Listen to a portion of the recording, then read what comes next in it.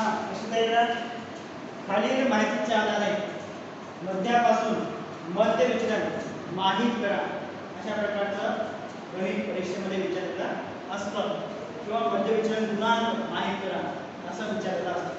गुणांक विचारला तर गुणांक काढायचा, नाही विचारला तर नाही काढायचं. संतत पदमालेमध्ये तुम्हाला गटामध्ये फ्रिक्वेन्सी दिलेली असते, दिलेला असतो गुण 10 ते 20, 20 ते 30, 30 ते 40, 40 ते 50, 50 ते 60, 60 ते 70, 70 ते 80. त्यानंतर विद्यार्थी संख्या किंवा वारंवारता फ्रिक्वेन्सी 4, 8, 10, 12, 9, 7, 5. सगळ्यात पहिल्यांदा f ची बेरीज करून घ्यायची, फ्रिक्वेन्सीची वारंवारतेची बेरीज करून घ्यायची, ती आली n बरोबर 55. त्यानंतर आपण खंडित पदमालेमध्ये dx काढत असतो, पण dx काढताना x मध्ये कोणतीतरी व्हॅल्यू गृहीत धरतो. पण या ठिकाणी कोणती पकडायची, 40 पकडायची का 50 पकडायची का सेंटरची का मध्याची कोणती संख्या पकडायची हे एक्झॅक्टली क्लिअर होत नसल्या कारणामुळे आपण या x चा काय करणार, mv काढणार, मिड व्हॅल्यू काढणार, ज्याला आपण मराठीमध्ये मध्यबिंदू असं म्हणतो.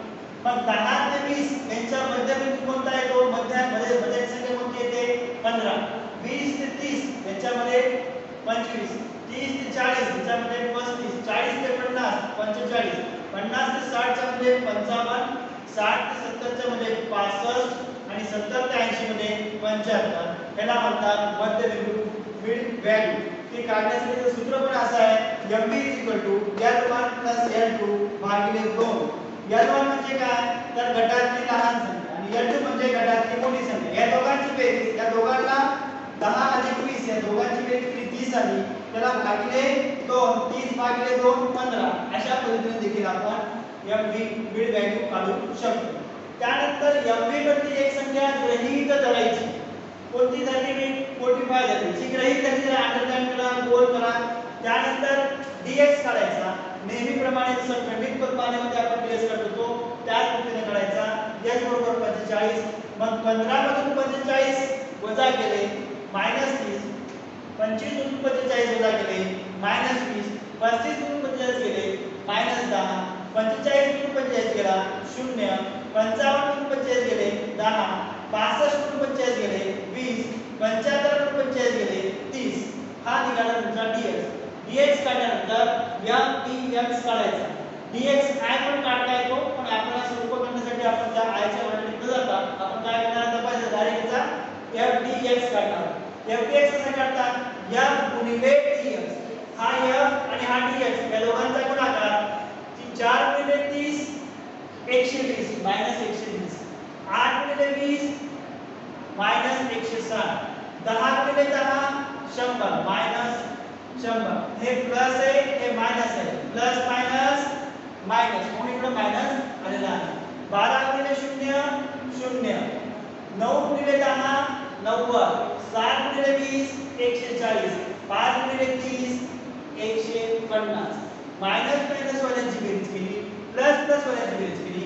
मायनस वाल्यांची बेरीज -380 आली, प्लस वाल्यांची बेरीज 380 आली. आता -380 मधून प्लस 380 गेले तर समेशन fdx 0 आला. आता आपल्याला याचे काय करायचंय, मीन काढायचंय. त्यापैकी एक तक्ता एक छोटंसं लिहून घ्या. h बरोबर किती आहे 55, h बरोबर किती आहे 45, समेशन fdx किती आला 0. सूत्र आता मीनचं मध्याचं सूत्र a h plus summation fdx भागिले n. a बरोबर h म्हणजे किती आहे 45 अधिक ला अधिक समेशन fdx किती आला आपला 0 आला आणि n बरोबर किती आहे 55. म्हणून a बरोबर 45 अधिक 0 ला 55 लागलं 0, म्हणजे 45 अधिक 0 बरोबर a बरोबर 45. त्यानंतर ह्या 45 च्या आधारावर आपल्याला काय करायचं, मध्य विचलन काढायचं. म्हणून dA काढायचा. पहिल्यांदा a बरोबर काय पकडलाय, जे a चं उत्तर म्हणजे 20 चे उत्तर आलंय ते 45 लिहिलं. a बरोबर 45. म्हणजे ह्या 45 मधून mv मधली संख्या वजा करायची.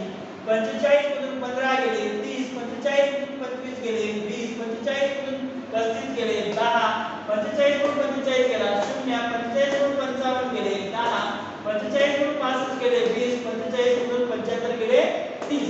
हा आपला dA काढला. dA काढल्यानंतर f d FDA मॉड्यूल्स मध्ये FDA मांडायचा आणि FDA म्हणजे काय हा F आणि हा DA यांचा गुणाकार 4 गुणिले 30 120 8 गुणिले 20 160 10 गुणिले 10 100 12 गुणिले 0 0 9 गुणिले 10 90 7 गुणिले 20 140 5 गुणिले 30 150 या सर्व FDA ची मॉड्यूल्स मधल्या सगळ्या FDA ची काय करायची बेरीज करायची त्याला म्हणायचं समेशन FDA काय आणि 760 त्यानंतर मग लिहायचं मध्य विचलन बरोबर डेल्टा A समेशन FDA भागिले n मग समेशन FDA किती आलाय 760 n किती आहे 55 म्हणून मग डेल्टा A